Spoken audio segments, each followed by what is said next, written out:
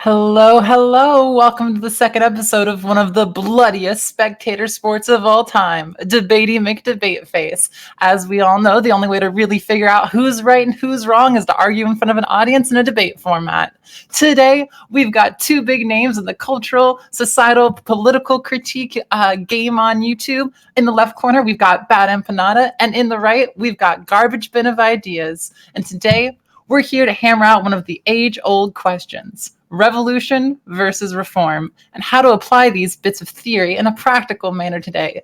So first off, hit us with a bit of an overview on your politics and how that influences your belief on revolution versus reform. Is this where we talk? Yep, yeah, go right ahead. Okay, perfect. Do you want to go first? Hey, you're being way too civil. Oh yeah, we have to be like fighting each other. Go first. Well, my politics, I'd characterize them as like a leftist who doesn't want to say what tendency they are because they don't want to alienate subscribers. That's my political identification. I think that covers it, right? For sure. I don't usually make like explicitly content that is like one political ideology, but I'm definitely a bit of a MLM for sure. How much is still to be determined, but I think I'm leaning towards that label.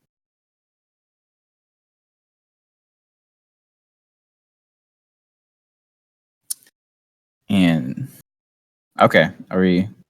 Someone say start fighting each other? I see. This is where I punch you through the screen, right? So okay, I believe you said before that. Are you an electoral guy? Like, is that something that appeals to you? Or electoral? I think it's a tool that can be used, and it has been, but I wouldn't say. I mean, electoralism as like the only tactic is completely useless, and I think anyone would agree on that unless they're like a liberal. Yeah, so I hope none of you guys agree. Yeah, no, none of you guys think. Okay, I'm glad you can agree with that. Yeah, it's a tool that can be used, and I think that you can achieve a lot through electoral politics as long as you also characterize this as part of like a broader revolution and use it to basically, like, I guess mostly or primarily as a way to like diffuse your ideas in a way that really matters and to build alternative power bases while doing that, which is kind of what happened in Chile. We all know how it went in the end, but yeah. No, I mean, like, yeah, I agree absolutely. That's inconvenient. You're supposed to hate me. Come on. All right, yeah, it's gonna get spicy. Don't worry. Yeah, I mean, I guess the question that I always like to ask people is like, what does revolution mean to you? Like, what would it actually look like in your, ideal? Like, practically, I don't know, but I think revolution is kind of like there's the concept of a revolution, which is some big shift in power which happens once, and I think that's kind of how most people think of it. But I also think it's kind of wrong, because a revolution is something that doesn't really end until we get to some sort of utopian ideal, which is never going to happen. So I think revolution is a never-ending process, and that's why in Cuba, for sure. In Cuba, they don't characterize the revolution as just the war. Mm-hmm. They say the revolution is still ongoing. They're still working towards bettering their society as they see fit. So I mean, I think revolution is basically just like, I don't know, like working towards something better, which clearly most places in the world are not actively doing. Right. Yeah. I mean, yeah, I would agree completely. But I feel like, a revolution would entail like a lot of things, right? Like one of those things would probably be like a general strike or something like that. Yeah. But I'm definitely of the belief that you need like a small cabal of like insurgents. I am definitely in favor. So this is the Guevara's tendency. Yeah, like there needs to be, because like all this like big tent stuff is like really nice, and like we get that a lot in like the breadtube community, right? It's all about like getting everyone on board, and I mean that's 100% like good, but also like there needs to be movement towards like base building, like weapons. Like people need to be mobilizing towards actually, even if we don't use our revolutionary like cabals or whatever, we need to build them up to the point where they could be like a serious threat if the opportunity for insurgency actually presented itself. Yeah, I mean, it's something that I mostly agree with. It's like, for example, even when you're building like an electoral movement, for example, even if you somehow manage to take power, you should be using that power to like get weapons into the hands of the workers, make sure that people are ready to defend the revolution or whatever you want to call it if shit hits the fan, stuff like that. And that actually, I mean, I'm going to keep going to the one example because it's like the one example. Yeah, the one. In Chile, for example, there was a coup before the famous coup that everyone knows about, where Salvador Allende got on the radio and basically said, workers pick up whatever the fuck you can and come kill these asshole soldiers. Yeah. And I mean, they didn't need to do it, but people were ready. Like hundreds of thousands of people were ready to do it. And I mean, that's the kind of thing. Yeah, it's the kind of thing that needs to be there, even if you're doing electoralism. Absolutely. No, yeah, absolutely. Which I do feel the contemporary conversation on like reform and revolution always misses, because I feel like the people that are pro-reformist are never going to be like that, Yeah, I think it kind of goes both ways. There, like people on the other side also characterize it as like reform means that you just like only like you get elected, then you try and use the institutions to change anything. You don't fundamentally change any sort of power structures unless you can pass a law to do it. But I think that's a bit of a straw man. And also on the other side, I don't know. I guess a lot of reformists do kind of seem like that. But I feel like it's because they have never actually thought about how it would end up going in the real world, and they haven't looked at the real world examples, which there are many. Oh, no, yeah. Because, I mean, I never see Bernie Sanders being like, workers, it's time to take up arms. I mean, I feel like Sanders is a bit of a closet like guy who's much further left than he is, but he can't really do much, and he wants to actually win an election, so what can he do? Yeah, but red pilling the country. Yeah, I mean, in the US especially, I think modern militaries have changed the game a lot as well.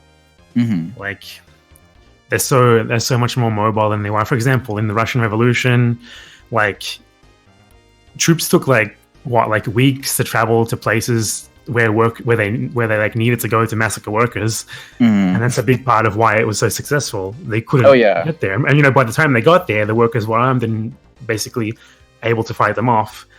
But nowadays, it's totally different. It's a totally different ballgame. Everything's so mobile. I don't know, like what would an armed revolution in the US look like? That's a question too. Because I was just reading something the other day, because I'm making a video on Che right now, which everyone should watch, and everyone should subscribe to my channel. There was an interview with Che when he was in the US, and he was asked by a black liberation group, I'm not sure which one, would you recommend guerrilla warfare in the USA? And Che said, I would not recommend that at all. Something like that. Interesting. What was his reasoning? I don't quite remember, but I feel like he was, he had a bit of a struggle with people who thought that you should start revolutions in the city, for example, versus his idea of in the countryside or in the jungle or whatever. Right. Yeah. So there was that bit of a clash. I don't know. Maybe he thought that there's not really a place to start such a revolution in the US. I don't know. I mean, I'd agree. I feel like one of my hot takes that I've never really expressed before is that I feel like the white working class in the United States the revolution is not going to erupt from the white working class. It's definitely going to erupt from, black workers, brown workers, because they're the only group that have shown that they are willing to, commit to uprisings when the time calls for it, specifically when it comes to state repression and police brutality. And I don't think the white working class in recent history has ever, express that ferocity in any way whatsoever. I mean, that's I mean, I would agree. I mean, I'm sure like white people would join up or whatever, but I don't see any white people leading it. Yeah. Anyway, my concern, like in the US specifically, I don't know. We always talk about the US for some reason. I hate it, but anyway. I mean, like, I'd like to hear something about Argentina too. Maybe later, but in the US, like a revolution would rely on whoever controls the military being unwilling to use like its full force, and I don't know how likely that is. Yeah, right. Because every successful revolution has like it's basically determined by what the military does, right? Whether the soldiers. Yeah, well, I think the most successful revolutions, like we're talking like last century, because that's really the last time it happened. They managed to somehow overpower the army. You know, they managed to beat the armed forces in some way. In the US, how would that happen? I mean, I don't see. But the US is also a really unique case. It has the most ridiculously huge army in the world, this ridiculous militaristic culture. I mean, I don't know. In Australia, I couldn't even tell you where my local army base was. In the US, like, there's a fucking army base in every city. Yeah. They're just ready to kill everyone, man, at any time. I mean, not even army bases, like police stations that are like militarized to hell. Something like that. Yeah. Yeah, I mean, like thinking like realistically. So I mean, so we're both in agreement here, right? But thinking like working through this realistically, I feel like it's something most leftists like never really think about. Like, okay, realistically, what is this going to work with, right? Because it's easy to be like, okay, we're going to end capitalism, we're going to do all this shit, but like, okay, then what? You know, like, how is this going to work? This is why I think electoralism appeals to so many people, because you see results. I mean, they're not results that necessarily overthrow the system or anything, but they're results that do something for someone now. But people don't really think about how you can maybe harness that power for something more, which is, again, what I think happened in Chile. I mean, it's what Hugo Chavez kind of pretended to want to do in Venezuela, which is debatable if he did anything like that. It's what I feel like Evo Morales, for example, is trying to do that in Bolivia, but it's kind of hard. But I mean, like, you need to do more with like the power that you win, the institutional power that you win, than just pass like healthcare reforms or whatever. You need to try to somehow bring the structure down. Which is what like Allende did, and he got really far with it. But you know, bad luck in the end. 9/11. And it's another thing. He had a loyalist in the armed forces, which in the US, would there ever be leftist loyalists in the armed forces? No fucking way. Stuff like that, you know? Yeah. So, I mean, that even makes me think, like, is anything, like, radical happening like that in the United States even possible? Like, I don't even know. Like, frankly, I know there's potential the best hope for the US. The best hope in the US is to elect Bernie Sanders. If that doesn't happen, I don't think there's any potential at all. I think that's just... Like, I mean, if we can't even get like Bernie Sanders elected, like, holy shit, dude, like, yeah, we just gotta like give up at that point. I mean, he's at least someone who talks about capitalism. Like, I don't think he's gonna change anything, but he's kind of the gateway. He's like, he's gonna be opening things up for people to actually talk about, like, what is capitalism? You know, is it good? Is it bad? What can we do with it? Yeah.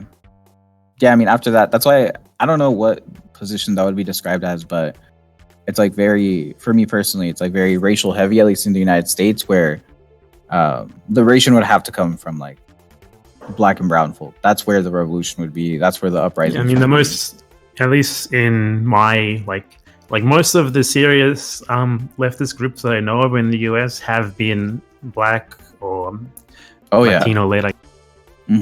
Definitely. Black Panthers. I forget what the name was of the group that would eventually become the Crips, but yeah, the Puerto Rican like revolutionaries. See those guys as well. I don't know what would you like Cesar Chavez. What would you characterize? What was his group called? I don't know, but I don't know if that was so left, but still an important. Yeah, they're more like worker unionism type of shit. But no, I mean they did.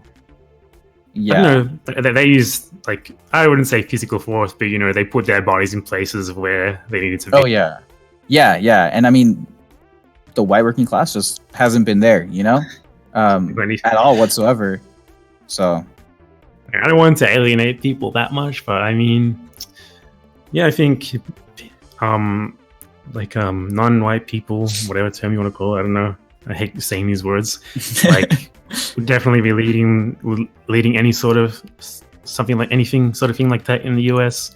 But I also think that like the whole idea of the white working class in the US is a weird thing that I don't fully understand. Like the idea that there's some homogeneous blob. I mean, most white people in the US are the working class, you know? Right. Yeah. Yeah, I feel like the United States is like a really like special case where like capital and like whiteness have like melted together, and like it's impossible to separate the two, you know? And I mean, yeah, but I mean the United States is a special case. I don't know if it's any different in Australia. I'm not like too aware. Australia is just nothing can happen in Australia ever. Just forget it. No? Why is that? Why is that? Well, people just like voted for like they re-elected easily the worst government we've ever had. Like I don't know if you know how it works, but in the Australian parliamentary system, the party can replace the prime minister whenever they want, who is the head of state. So they had 3 different prime ministers in 6 years, and Jesus. and they were all terrible. All of them were just awful. Mhm. They performed the worst economically of any government for like 40 years. But they have like Rupert Murdoch on their side, so they won. And Australia, I don't know. I don't think it's just that. I think it's also that people in Australia just don't give a shit about politics. They just complain. But either way, so the revolution's definitely not happening in Australia. Yeah. Oh God, I didn't know it was that bad. Well, I mean, where could a revolution happen now in this reform of versus? I mean, I feel like currently there are more successful sort of reformists in the present day world than, I mean, there were lots of successful revolutions like 50, 60 years ago. Yeah. Now we have like the pushback from the left is coming from reformists, at least from what I know in Latin America, for example. I mean, we had the pink tide, which got fucked, but whatever. Mm-hmm. So who remains? Like Evo, that's all.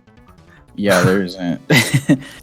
Yeah, I feel like at least one thing is Ecuador voted for a supposedly leftist president, and then he went neoliberal afterwards. So, oh Jesus Christ, who's their president? There's those two at least.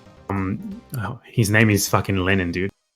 The president, Seriously? His name is Lenin. He's in the Ecuador president. Lenin Moreno. Holy shit, Lenin Moreno, dude. That's sick. There's an opposition politician in Venezuela whose name is Stalin. Really? What the hell? It's amazing. How can you not live up like? I know a Venezuelan guy here. This is so off topic. But I mean, I have to say his name is Engaz Lenin. Is he like a hardcore? Oh, he hates Maduro. Oh my God. All the Venezuelan immigrants hate Maduro. Oh well, yeah. They have to hate him enough to leave. Yeah, I mean, even if they don't, I mean, I'm not defending Maduro or anything. I understand. Oh yeah. A lot of it is his fault, but a lot of people don't give a shit about politics. They just understand that shit is bad in our country, and this guy is the leader. Therefore, his fault. Yeah, it's like the same everywhere. Oh no, yeah. It's just like the political consciousness is like it's fucked up everywhere.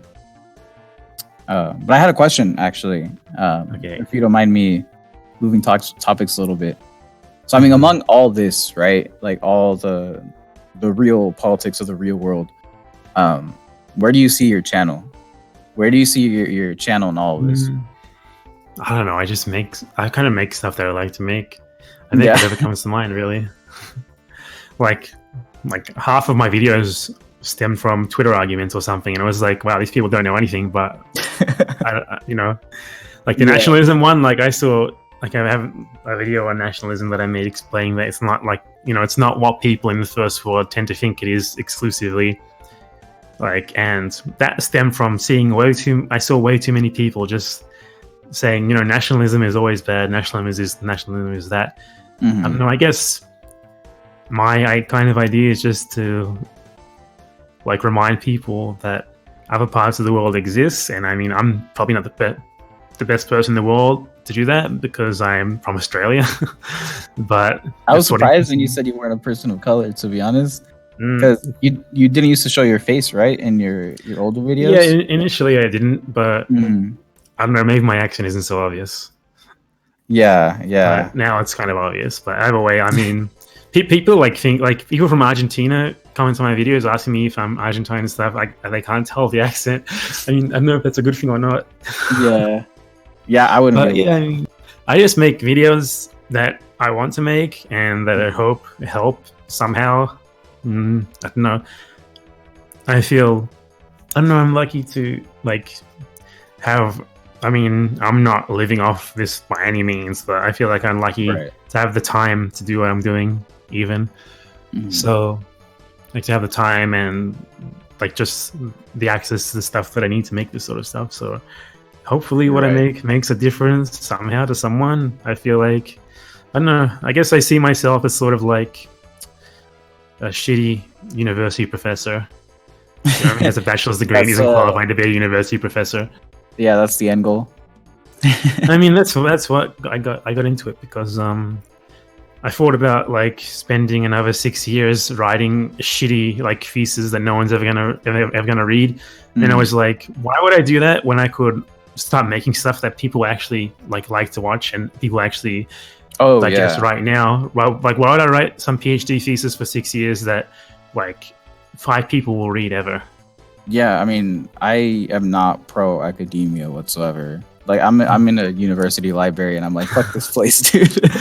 Yeah, I mean, I university helped me a lot, but that was the class part. Once it becomes I mean, I'm not anti-academia or whatever. It's just I'm not down with the idea of publishing shit in paywall journals for 5 people to read. Yeah, I mean, it's not helping anybody, you know. Yeah, I mean, I'm not saying that my work is anywhere near on that level either. I know that, researchers are way above me, but still, there's something to be said for making easily digestible stuff that people actually. Yeah, I mean, I'm right there with you because I like making content that on the surface might not seem too political. Well, I mean, it seems political, but you don't see it, and you're like, okay, that guy's going to talk about capitalism, you know? You can suck people in with your editing skills.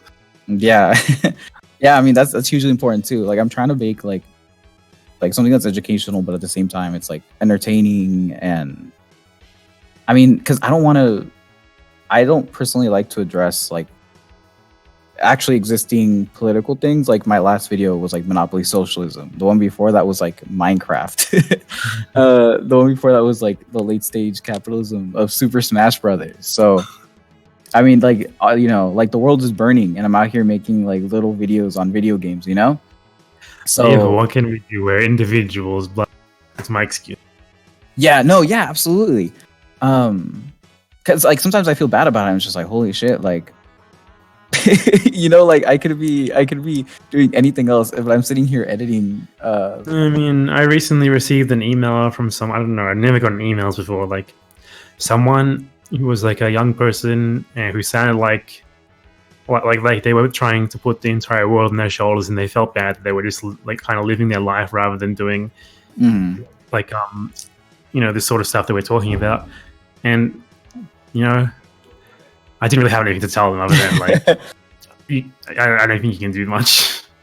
So yeah, I mean, you can organize, I guess. Yeah, I mean, organizing. We should organize. Don't listen to me. I'm a YouTube talking head. I don't know what I'm talking about. Yeah. I mean, I guess I feel are you more of an ideas academic person? Do you see your role more as an educator than a organizer kind of thing? I'd say yeah. I mean, I'd like to get more into actual activism in real life, but I mean, at least I tried in Australia, and it was, I don't know, it's not the right place. It's ineffectual. And in Argentina, I mean, I'm new here. I don't really know anyone, and people are pretty hostile to foreigners who care about local politics, which you could imagine. I mean, I can understand it. Yeah. But I mean, yeah, I'd like to do more, at least eventually. At least, I guess, yeah, I would definitely see myself as more of an educator, but to me, it sounds a bit pretentious. I make videos on stuff that interests me, that comes to mind, which generally happens to, express my politics, which is basically left is the best. Right. We must win. We're going to win. Maybe one day. I don't know. Yeah. Maybe We'll see. or the world's gonna explode. Another thing, on the reform revolution thing, reform is slow. Revolution is fast. So maybe that's a point. Yeah, the revolution's fast, and we need speed. So Yeah, on this topic a little bit, do you worry that the sort of populism that can lead to revolution can in turn lead to fascism? And if so, what's the best way to handle that? Are we talking like left populism or right populism? Because I think populism is kind of a loaded term. It just means stuff that people like is bad, basically. But you mean like Trump populism?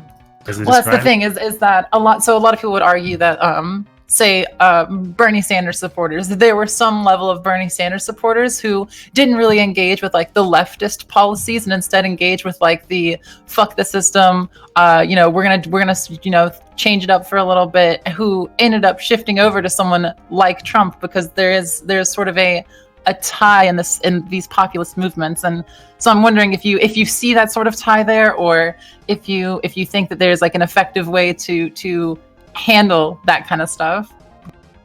Well, I see where you're coming from. Just one thing though, more people went Republican in who would have voted for in 2008 than the other way around for Bernie in 2016. Just to get that out of the way. It's kind of a Clintonite myth, but either way, I don't think there's much similarities between them at all. I mean, some people might just feel, fuck the system, I don't know what's going on. But I mean, if you can pick, if you're getting those people in with your message, even if they end up, for some reason voting for Donald Trump in the end, I mean, that doesn't really change that you somehow managed to appeal to this reactionary shithead with leftist rhetoric.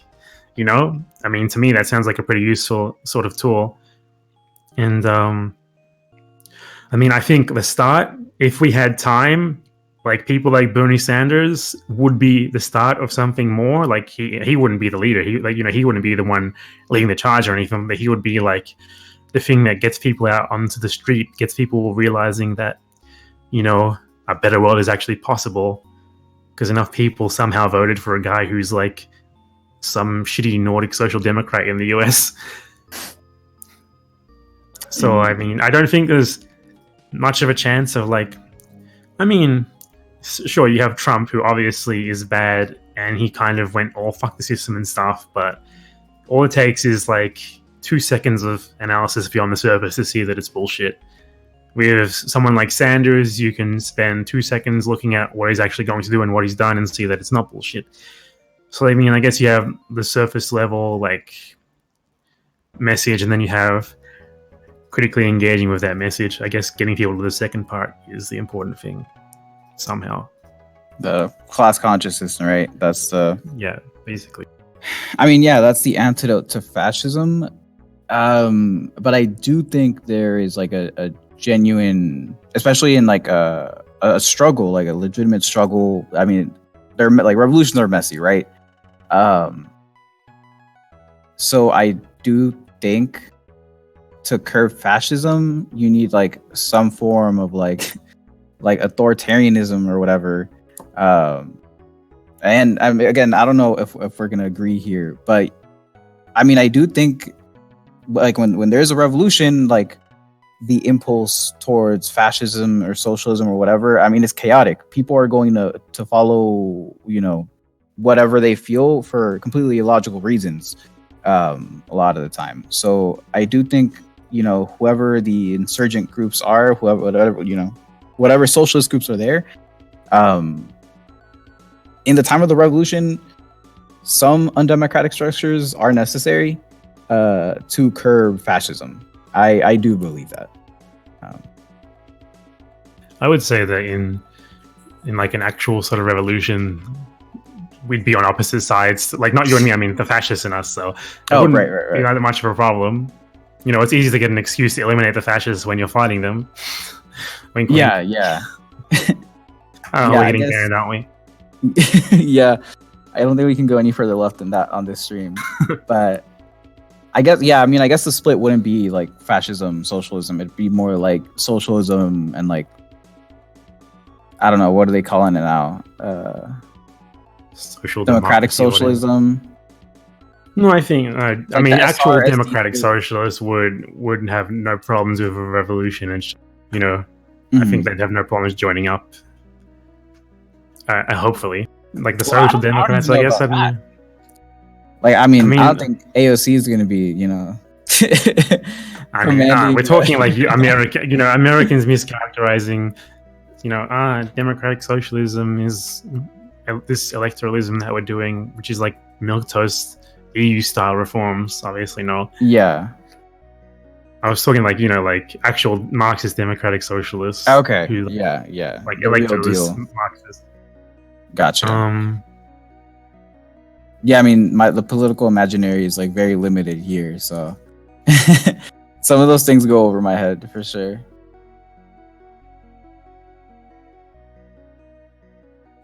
Sorry, I didn't have my mic on. Yeah, I guess I don't know. I guess a lot of it does depend on what the like sort of, I guess you'd call them like left liberals want to do as well. I do kind of have a little bit of faith in humanity. I don't, I mean, yeah, you can say that. Well, look at the rise of the Nazis and look at how all the liberals kind of not all of them, but a lot of them kind of enabled it. But I mean, I don't see something like that happening again. I don't see liberals. I don't see liberals supporting someone like Trump over someone like Sanders, even though it would pain their hearts to have to, choose the lesser of two evils for them. Mm-hmm. So I don't know. I can agree with that. Complicated question. Yeah. Although stopping the socialist state in like a revolution from devolving into fascism is another question, right? Or into basically how like the revolution getting beat in the end. Not just that. I know you have strong opinions on like the USSR and China, so I was going to say in I don't know if in the Russian Revolution, but in the Cuban Revolution, a lot of reactionaries actually joined up, and then they got pissed off when it turned out that Fidel Castro was a leftist. Yeah, he was kind of ambiguous about. He was just like vaguely populist, right? Yeah, like they were like I don't know why they hated Batista. They should have loved him, but they were like people who joined the July 26th movement, which was the rebel army. And after the revolution, they stayed in the jungle and started fighting against the new government because it wasn't sufficiently fascist for them. So you do get elements like that, I think. And yeah, I mean, it is a risk that people like that can somehow co-opt the movement or derail it or something. I mean, you look at there's an example of that that's like right now, like the Yellow Vests in France. Oh yeah, they are like mostly, I would say, left, or they don't really know what they are, but there are like people who try desperately to associate it with right-wing ideas and stuff like. I know, like Canada's Yellow Vests are like really reactionary. Yeah, like they're really funny. I've seen videos of them like sitting in parks with like 3 of them acting like they're huge like protest warriors or something. It's hilarious. But yeah, there's a lot of like, basically, if you're outside of France and someone is saying Yellow Vest, it's a reactionary. Like there was a party in the Australian election called Yellow Vest Australia. Guess what they were? Yeah. Jesus Christ. Yeah. I mean, and what are they even protesting for? Like they already have what they want out over there? It's like generic. We're against the system. But we're against what is the system? I don't know. Yeah. We want everything to be the same. It's not sufficient. Like, gay people can get married. That's yeah. We need more fascism. That's great. Like, even my most generic milquetoast liberalism is too much. Yeah. I mean, elements like that are going to try and co-opt movements and maybe even join up. Who knows? So I'm curious, how does at all accelerationism play into your beliefs about revolution?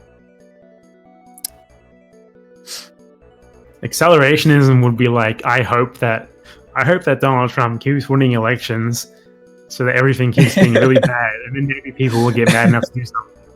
Like that's what I think accelerationism is, and I think it's probably a bad idea. Yeah, I agree.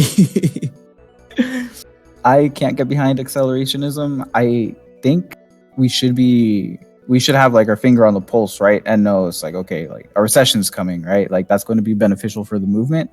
But we shouldn't like actively try to like make shit worse for people, because then I mean at that point you're who are you fighting for, right? Yeah, I mean that's basically what right wingers do when they actively try to sabotage their own country all the time when a government they don't like is there. Oh yeah, and I don't think we should really devolve into that. Like imagine if in order to bring down Trump, like people just like try to ruin the American economy, like complete and basically ruin the lives of like tons of normal people. That's what the right wingers do all the time to us. Disaster. And we kind of have to get it mad. Yeah, we don't want disaster socialism. So, also someone in the chat said I look socialism. Well, fuck you. I believe. Oh, you got profanity on the screen. This is demonetized. Oh no. I think we need to take up arms and start shooting at. Well, I'm not gonna say that because I think in a video game, in Call of Duty Modern Warfare, I'm sure they just re-released that again. Modern Warfare 5. But how modern can it?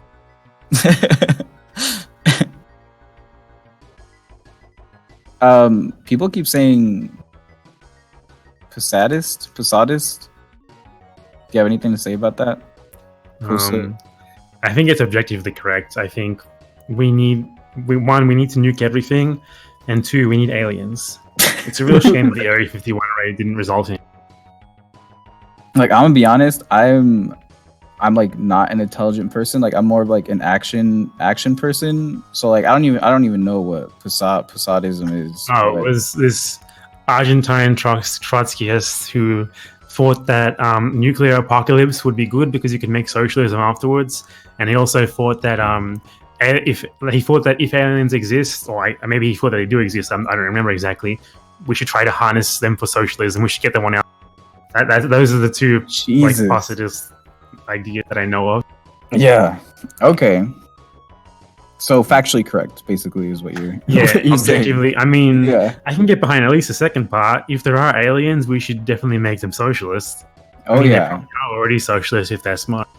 Yeah, I mean they wouldn't. I mean, if they weren't, their home planet would probably be like destroyed or something. So. Exactly. You already see what happens. So outside of the nuclear aspect of Posadism, do you believe that some sort of collapse, financial, ecological, some sort of collapse is necessary to spark a revolution, like a leftist revolution? I don't think you need a collapse, but you do need like a spark, right? For any kind of uprising, like for the Black uprisings during the 60s and 70s, police brutality, state repression, that was usually the spark that led to these uprisings. So you do need something for sure, but I don't think you need. I mean, I'm not in favor of accelerationism, but you do need something. And recession, depressions, that's always helpful for sure. Yeah, I mean, nothing like trying to make these bad things happen is probably a bad idea, but when they do happen, there's nothing wrong with taking advantage of them. I mean, we could also be like the US and like try to stage terrorist attacks and stuff. That's always good, isn't it? Try to what? Stage terrorist attacks and stuff. Oh yeah. That's not a joke, by the way. Oh yeah. Like the US, when they wanted to invade Cuba, they had plans to make false flag terrorist attacks in Miami and blame them on Cuba, stuff like that. Yeah, so what was I'm sure they've done it. Operation like Northwood or something, Thunderwood. Yeah. The only reason it didn't happen is because of the Cuban Missile Crisis. Yeah. So I mean, definitely there needs to be something, right? But we shouldn't. And I mean, that's difficult. I can understand like the impulse to be like, yes, things need to get worse so that things can get better. Like I understand that like nihilism, but I mean it's just not productive. Like if you're feeling that, like I can see why, but at the same time, like get your shit together. We need to be moving forward here. I mean, I think people saying that are people who, obviously probably don't expect that such a thing would affect them in any way. Yeah, basically. I mean, It's easy to say that when you'd be like sheltered from it. Yeah, I agree. But so yeah, no stupid stuff like that. That's Yeah, my please. opinion. But I mean, I think we can do what we're doing without needing to cause needless suffering. You know. And here's a take, because I guess it's pertinent to reform or revolution. Because when it comes to revolution, a lot of people argue that we need to, like, your organization needs to uphold, previous revolutions, or uphold, like, they're like, oh, you have to support the Soviet Union, or you have to support China, or whatever. Which I also think is a bit of like a wrecker position, because, I mean, dude, I don't give a fuck, like, if the Soviet Union was like legitimate or not. That has absolutely no bearing on what's happening today. Yeah. Like, I understand, like, if we want to have like a theoretical or philosophical discussion or historical discussion, like, that's fine. But people that are like super adamant about like upholding the Soviet Union, it's just like, dude, what are your priorities? Like, are we trying to better the world today, or do you just want to, like, have a little squabble about history? Like, what the fuck are you doing? Yeah, I mean, I feel like that's kind of playing into the hands of the other side as well, because Oh, yeah. they're the ones who always bring up this completely irrelevant shit. Like, you want healthcare? What about Stalin? So that's kind of doing that same sort of thing, but for us, and it's kind of dumb. Absolutely. Like, you can learn from history, but it doesn't mean that you have to like specifically incorporate like some sort of random lesson from the Soviet Union into your movement or whatever. It doesn't mean you have to identify it with some sort of specific Soviet tendency or whatever. Yeah, no, I agree. You mentioned what was the word? Like a pragmatist? Yeah, I mean, and I guess earlier I said like leftist pragmatism is what the identification. I don't know. I like trying to do things that work, I guess. Like, or at least thinking about doing things that work. I don't do anything. So, yeah, like, for example, like, kind of weird. Like, for example, we have like the expressions of leftism in Latin America right now is like literally one guy, other than Maduro. Let's not talk about him. Like, one government in South America at least. And people like shit on him because he favors one indigenous group over the other or something like that, while being an indigenous guy himself. And it's like, there are a lot of more positives to focus on than to denounce this movement that is being built there, that could result in someone way better than this guy as he is now. Yeah, to just discount it because it's not perfect as it is currently, stuff like that. I feel like people hone in way too much on like big problems that are these problems are big, like that's a terrible thing, but they're part of a much better whole that we can take advantage of to build something better.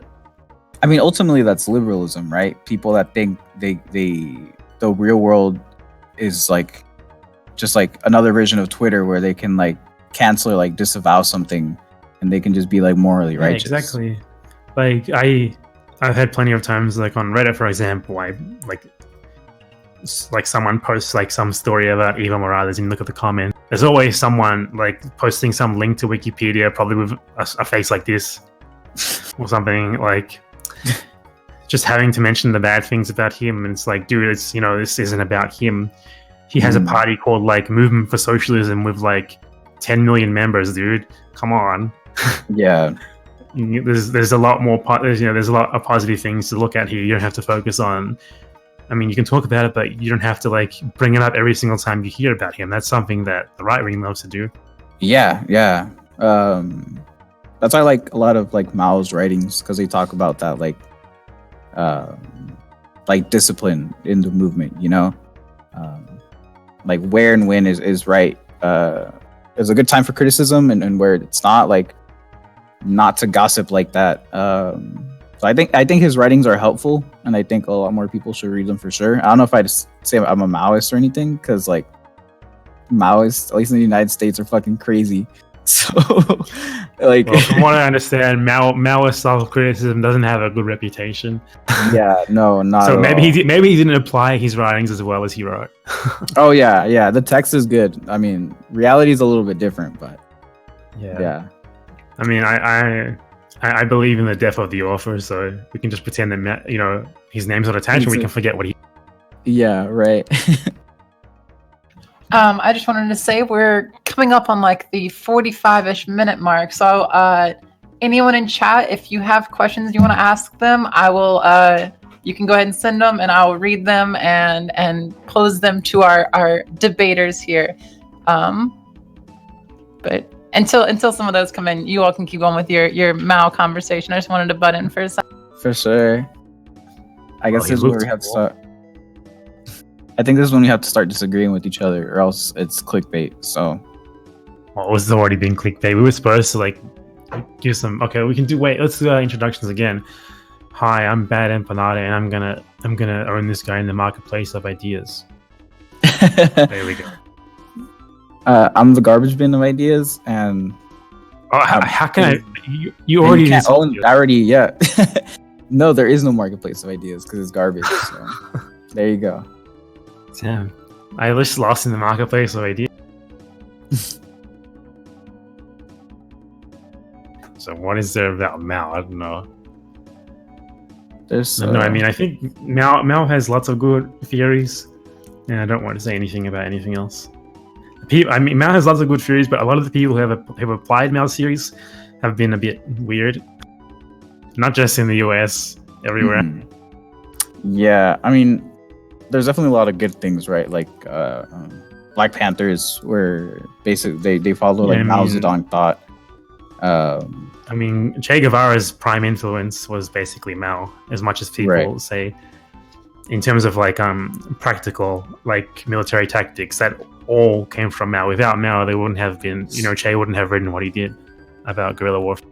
Okay, I didn't know that. I mean, but yeah, I mean, if I'd characterize anything about like one word to describe Mao's writings is effective. He's effective.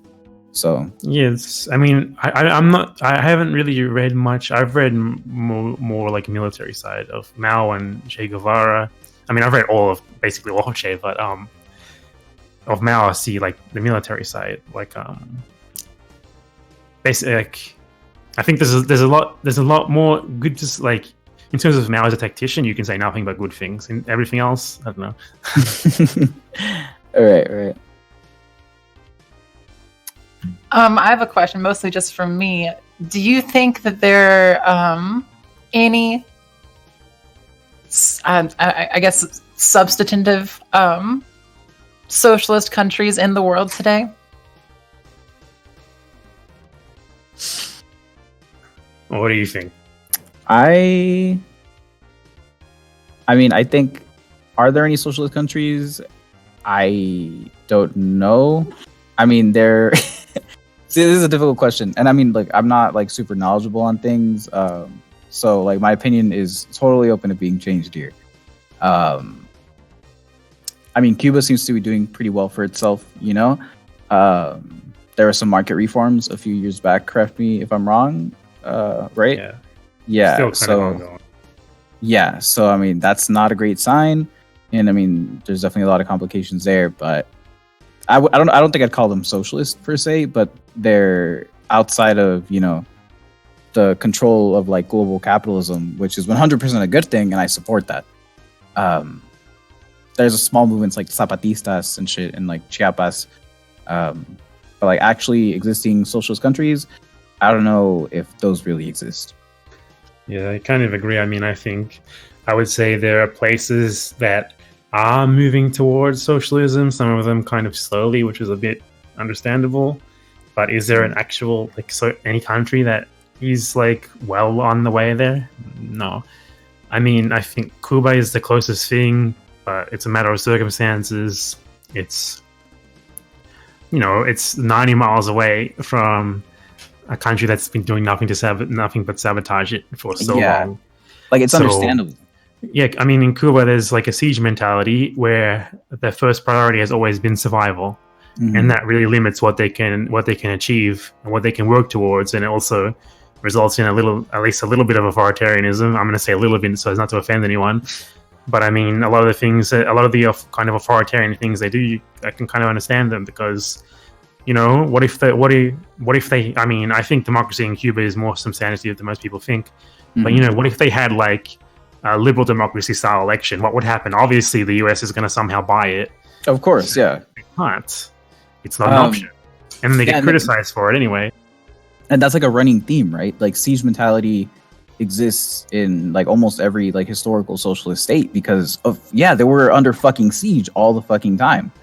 So and they still are. So I mean, it's much more understandable that authoritarianism develops in these situations. Like imagine if, for example, the Bay of Pigs never happened, if the embargo never happened in Cuba, things would be totally different there. So I don't know. I can understand. I mean, I don't like it, but I can understand it. I can understand how things went the way that they did. Yeah. The final way I'll characterize it for myself is that I don't know if there's any existing socialist countries.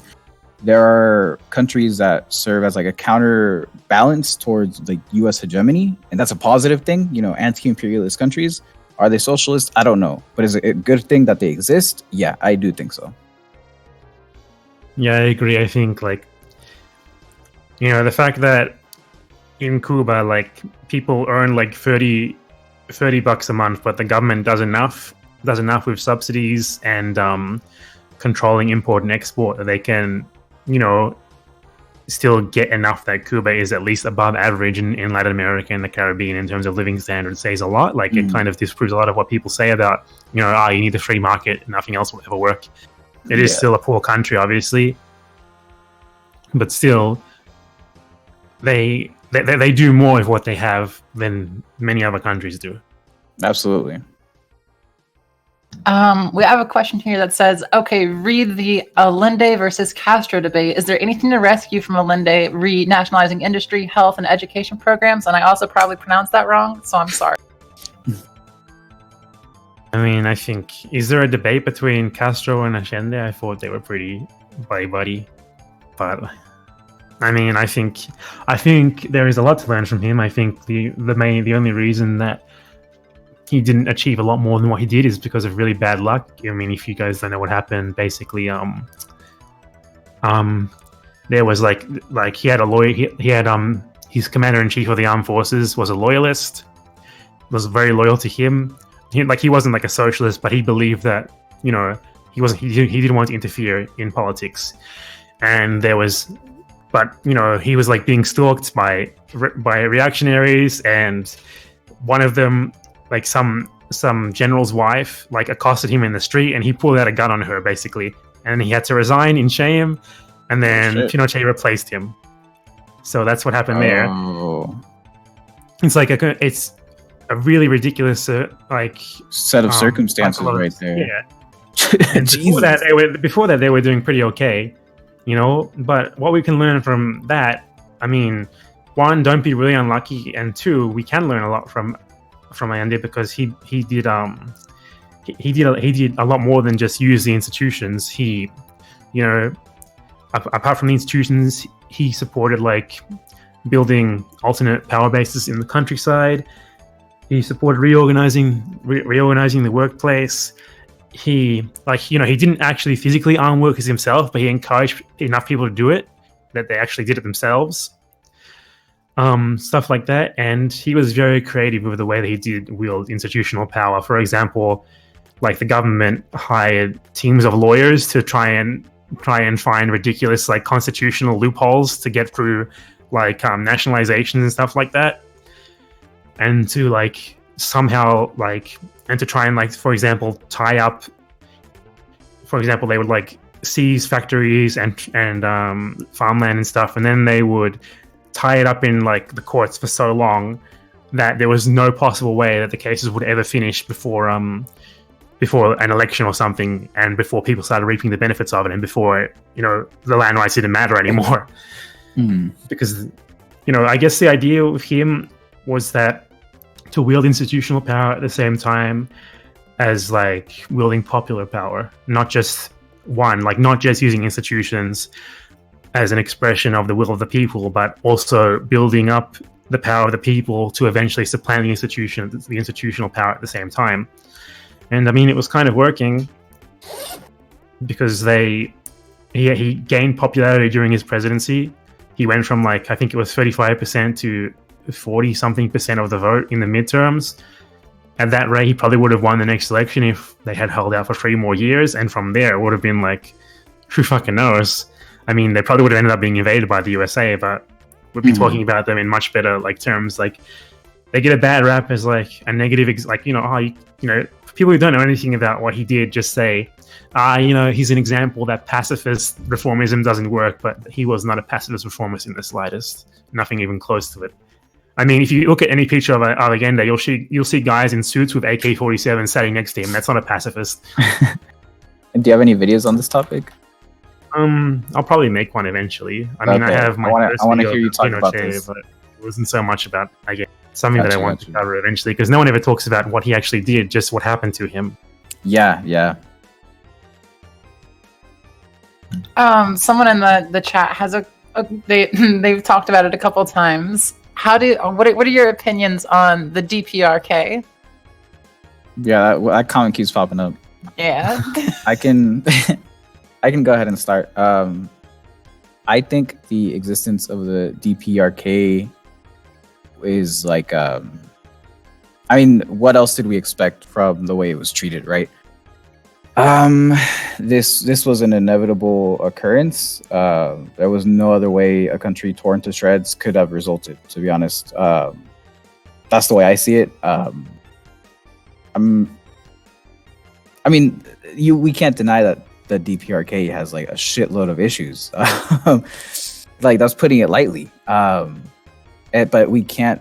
I mean, okay, yeah. I don't uphold it particularly, but I'm not going to disavow it either. I don't know if that makes me a liberal reactionary or what, but yeah, I mean, the DPRK is how it is because of a very specific reason. That's because of U.S. imperialism. That's all I gotta say. Yeah, I mean, I definitely agree with that part. No one ever talks about what happened during the Korean War. I've never heard anyone characterize what happened there as what it was, which was basically indiscriminate killing of civilians. Yeah. Absolute genocide, and no one ever talks about it. But still, I mean, if you're asking me, I disavow. I'm not going to breach the topic. I mean, I'm not going to say anything positive about the current state of the country, just that I can understand. Nothing good was ever going to happen. They're just what Mr. Garbage said. Thank you. Yeah, I mean, what else can happen in a country where you decimate cities, kill every civilian you see, The better question is, how did they fucking lose? How did they lose the war enough that the North Koreans still held power? That's kind of embarrassing after what they did there. Fucking terrible. You committed genocide for nothing, basically. And I mean, I think they have a right to, oppose, the entire world, because I would too, Yeah, I mean, is this the kind of feel-good stuff that's been happening lately with Trump and Kim and what's his name, Kim Jong, the South Korean prime minister or whoever he is, has been positive as well, even though it's Trump doing it. I mean, whatever. I'll give him props when he accidentally does something good, like a bumbling buffoon that he is. But still, I mean, nothing's changed still. I mean, reunification is probably the goal there, isn't it? But I don't know how the fuck that would possibly look. How do you merge these two systems? It's such a complicated question, but at least they're actually talking. I guess it's better than nothing. Yeah, I mean, the only thing I can hope for is that the United States is not involved whatsoever. But I mean, yeah, absolutely. Yeah, the US has to insert themselves into everything. Oh yeah, absolutely. I know China also has a very vested interest in this too. So yeah, no winners. I mean, only whatever losers. happens, it's not just going to be the two Koreas deciding it. Yeah. I mean, look, I stand with the working class of DPRK. That's both countries. I mean, being working class in South Korea isn't exactly great either. Mm-hmm. That was a good question. Well, all right. I was running through the chat to see if there was any. Wait, out of the two, who is more well read? Big Bread Brains. Wait, out of the two, who? I think definitely Bad Empanada. I enjoy. I don't want to say any positive things about my. If it makes you guys subscribe to me, oh yeah, I read so many books. I love books. I love Carlos Marx and Vlad Lenin. I think that's his name. Yeah, can't get enough of it.